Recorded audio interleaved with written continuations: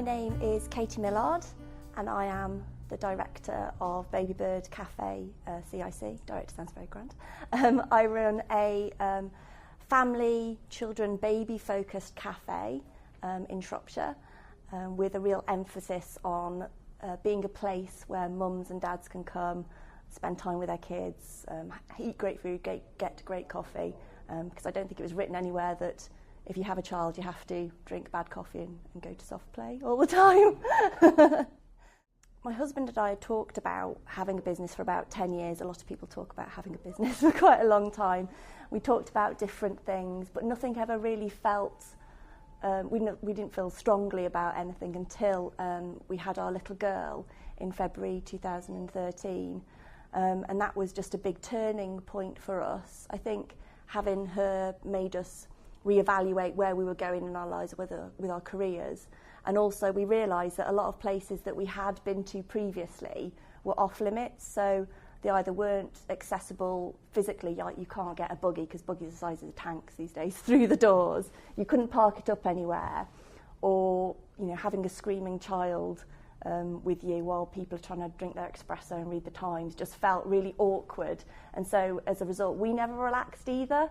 So I think having our little girl was a turning point, and I started to think how great it would be to have a family-focused cafe in the middle of our town instead of having to go out to soft play or an out-of-town venue.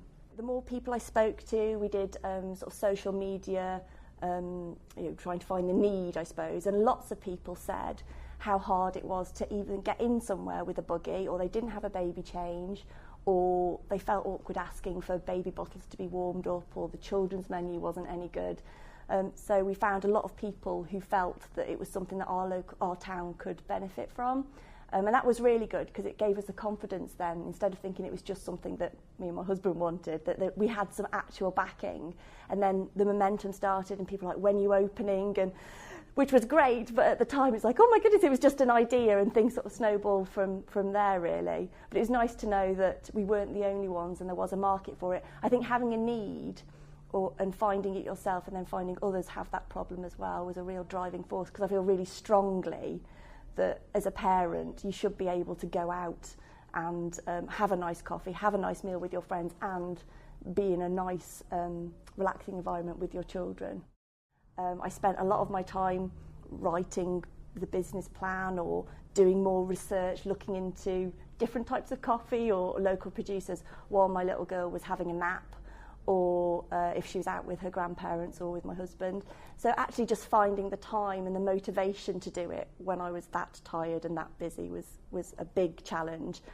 And it was just basically sitting down and doing it every day. And even if the thing I hadn't really hoped, if I gave myself an hour and by the end of that hour I hadn't really achieved what I wanted, but I had moved forward a little bit, I was really pleased with that and just kept doing it day after day. And also I think self-confidence is a massive thing. I'd always thought of myself as an employee, and like we'd spent 10 years talking about having some sort of business and never really had the oomph to do it. So just being your own cheerleader was a massive part of it. If you can't find cheerleaders to sort of help you along the way, then being my own cheerleader was a massive part of that. And because you will find people who aren't as positive as you, who'll make you doubt your vision and what it is you want to do. So just having that belief in yourself was a massive challenge, but having the strength to just keep going on and on and on was just how you overcome it. Just be your own cheerleader. That's how I sorted it out anyway. Be brave. It's really hard to be brave, but make a roadmap, if that helps, of all the sort of areas that you need to look into, and do it bit by bit if you can. That's sort of a practical thing, because if you look at the whole thing you will be completely overwhelmed.